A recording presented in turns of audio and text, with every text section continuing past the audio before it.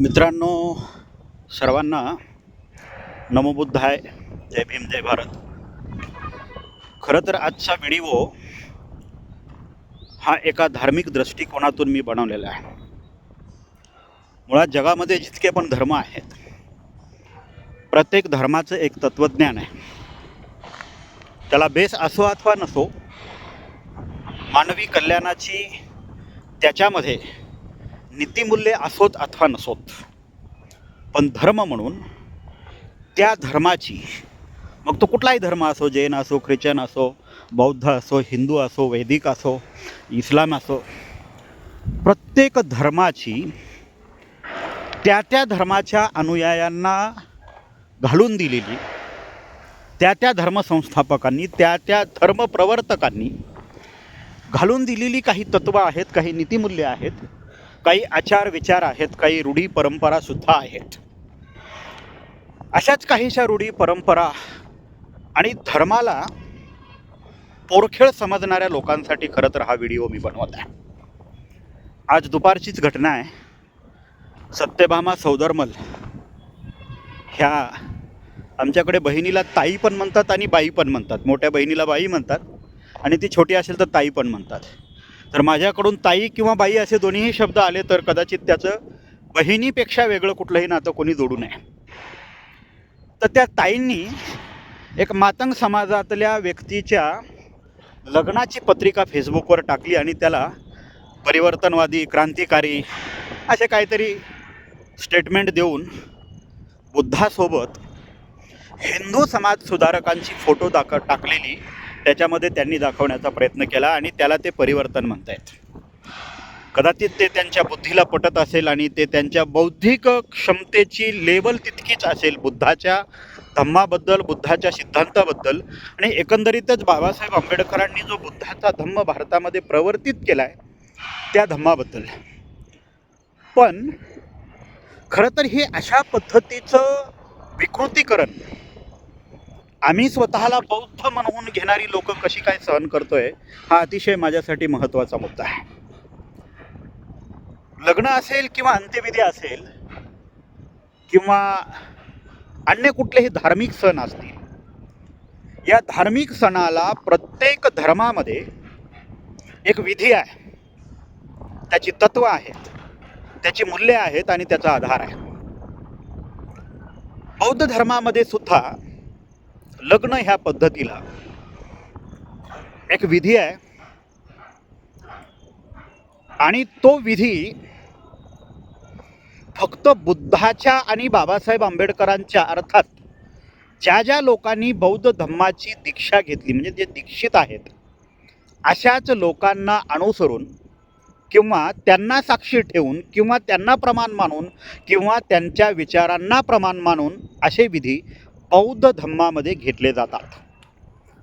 14 October 1956ला ज्यावेळेस बाबासाहेब आंबेडकरांनी बौद्ध धम्माची दीक्षा घेतली, त्यावेळेस बाबासाहेब आंबेडकर ज्यावेळेस बौद्ध धम्माची दीक्षा घेत होते त्यावेळेस त्यांच्यासमोर बुद्ध आणि आत्ता जे बोधिचिन्ह म्हणतो आपण, ते शाक्यसिंह, बुद्ध आणि शाक्यसिंहांशिवाय दुसरं कोणाचीही प्रतिमा त्या ठिकाणी नव्हती.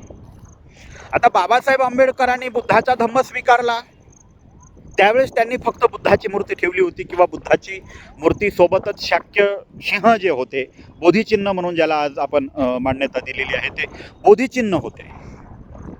पण बाबासाहेब आंबेडकरांनी ज्या लोकांना बौद्ध धम्माची दीक्षा दिली, मुळात त्या लोकांनी बाबासाहेब आंबेडकरांच्या नंतर बुद्धाच्या बरोबरीला बाबासाहेब आंबेडकरांचं स्थान निर्धारित केलं आणि बाबासाहेब आंबेडकरांना बुद्धाच्या बरोबरीला आणून बसवलं. हा खरं तर बाबासाहेब आंबेडकरांप्रती आपल्या बौद्ध लोकांनी दाखवलेला विश्वास आहे, आत्मविश्वास आहे, ती त्यांनी त्यांची संस्कृती डेव्हलप केलेली आहे. पण बुद्धाच्या बरोबरीला धार्मिक कार्यक्रमांमध्ये, बाबासाहेब आंबेडकरांच्या बरोबरीला धार्मिक विधींमध्ये हिंदू समाजसुधारकांना बसवणं, म्हणजे हिंदू समाजसुधारकांचे फोटो आणून लावणं, खरं तर ही कुठंतरी धार्मिक विठंबना आहे असं मला वाटतं.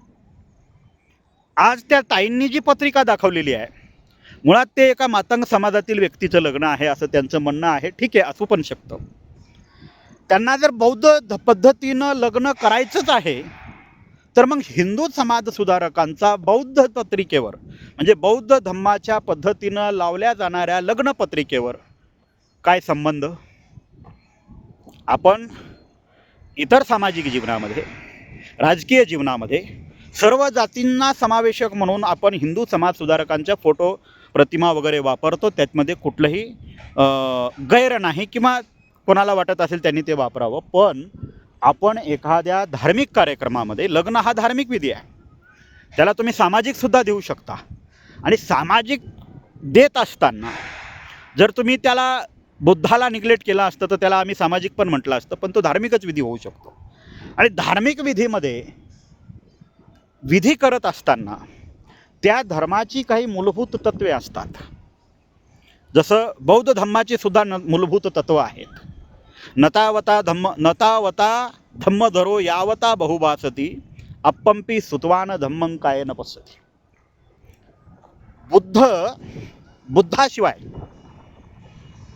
आणि बाबासाहेब आंबेडकरांशिवाय बौद्धांच्या पत्रिकेवर ज्या लोकांनी बुद्धाचा धम्म स्वीकारला नाही, बुद्धाच्या धम्माशी त्या लोकांचा काहीच काडीमात्रही संबंध नाही, बुद्धाच्या तत्त्वज्ञानाशी संबंध नाही, बुद्धाच्या सिद्धांताशी संबंध नाही, अशा लोकांचे फोटो बौद्ध धम्माच्या पद्धतीनं आम्ही लग्न करतोय म्हणून बुद्धाच्या बरोबरीला बसवणे किंवा बुद्धांच्या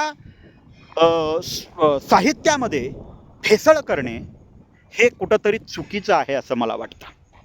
आणि यावर भारतीय बौद्ध महासभेवाले महार तर बोलणारच नाहीत. त्याचं कारण असं आहे की त्यांना तेवढी ट्रेनिंग दिलेलीच नाही कोणी की बुद्धाच्या पद्धतीनं, बौद्ध धम्माच्या पद्धतीनं जी लग्न लावली जातात त्या लग्नामध्ये कोणाचे फोटो असावेत, किती असावेत, कसे असावेत. लग्न लावत असताना आपण ज्या व्यक्तीचं लग्न लावतोय त्या व्यक्तीने धम्मदीक्षा घेतली आहे का? जर घेतली नसेल तर त्याला अगोदर धम्मदीक्षा दिली पाहिजे.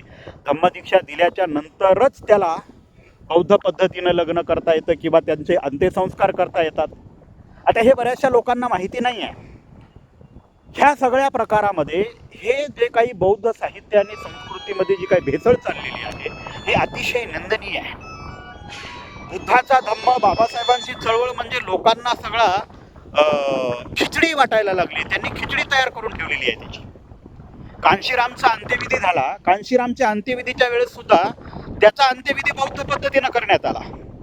मुळात त्याने बौद्ध धम्माची दीक्षा घेतली होती काय? तर नाही.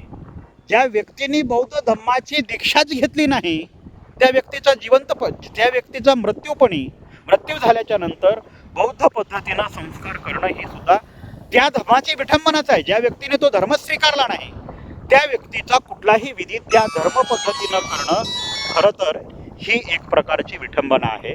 आणि अशा पद्धतीच्या ज्या विठंबना आहेत ह्या आपल्याच काही लोकांकडून होत आहेत, तर ह्या कुठंतरी थांबल्या पाहिजेत. अशा विठंबना झाल्या नाही पाहिजेत. मी बीडमध्ये सुद्धा ज्यावेळेस हनुमंत उपरे काकांचं निधन झालं त्यावेळेस त्यांच्या अंत्यविधीला उपस्थित होतो. आजही तो प्रसंग माझ्या डोळ्यासमोर आहे. उपरे काका बौद्ध धम्माची दीक्षा घेऊ शकले नाहीत, त्यांचं अकाली निधन झालं. पण ज्यावेळेस त्यांचं निधन झालं त्यांना अग्नी देण्याच्या अगोदर, त्यांचा अंत्यसंस्कार करण्याच्या अगोदर उपळे काकांच्या सगळ्या कुटुंबांनी बौद्ध धम्माची अगोदर दीक्षा घेतली आणि नंतर काकांचा अंत्यविधी झाला. त्यामुळं काकांना जे काम करता आलं नाही ते काकांच्या पोरांनी केलेलं आहे. यामध्ये एकनाथ आवाडांचं पण काम सारखं आहे. त्यांनी सुद्धा बौद्ध धम्माच्या प्रचार प्रसारासाठी भरपूर काम केलेलं आहे. पण मला सांगा, बौद्ध धम्माच्या पद्धतीनं लग्न करत असताना अण्णाभाऊ साठेंच्या फोटोंचा काय संबंध आहे? लहुजी वस्ताद साळवेंच्या फोटोचा काय संबंध आहे? किंवा अन्य जे काही हिंदू धर्मामध्ये जन्माला येऊन हिंदू धर्मातच मृत्यू पावले अशा लोकांचा बौद्ध धर्म पद्धतीने लग्न लावत असताना त्या पत्रिकेवर टाकण्याचा संबंध काय है ना? म्हणजे तुम्हाला कुणीकडूनही करून काय होईना बुद्धाचा धम्म पुन्हा कलंकित करायचा आहे. तो तुम्हाला पुन्हा भेसळ करून नष्ट करायचा आहे. तो पुन्हा तुम्हाला उद्ध्वस्त करायचा आहे. यासाठी चाललेल्या गोष्टीला जर तुम्ही क्रांती म्हणत असताल, परिवर्तन म्हणत असताल, तर हे परिवर्तन नाही, ही बुद्धाच्या धम्मामध्ये सुरू असलेली विकृतीकरण आहे. यावर बौद्ध लोकांनी एक्सेप्ट घेण्याची गरज आहे.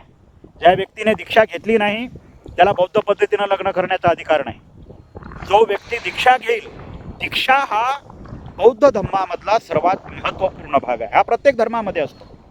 प्रत्येक धर्मामध्ये जा तुम्ही, प्रत्येक धर्माला धर्म स्वीकारत असताना त्यांचा एक विधी असतो, तो विधी पार पाडावा लागतो, तो विधी घ्यावा लागतो. तसाच बौद्ध धर्मामध्ये दीक्षा हा विधी आहे. आणि ज्या लोकांनी धम्मदीक्षा घेतली नाही त्या लोकांना धम्माच्या स्टेजवर मुळात कुठलं स्थान नसतं, धम्माच्या कार्यक्रमांमध्ये सुद्धा कुठलं स्थान नसतं. तरीसुद्धा आपण या गोष्टींना क्रांती म्हणून स्वीकारतोय, परिवर्तन मधून स्वीकारतोय. याचा अर्थ आपल्यापेक्षा मूर्ख आपणच आहोत, दुसरे कोणीही नाही.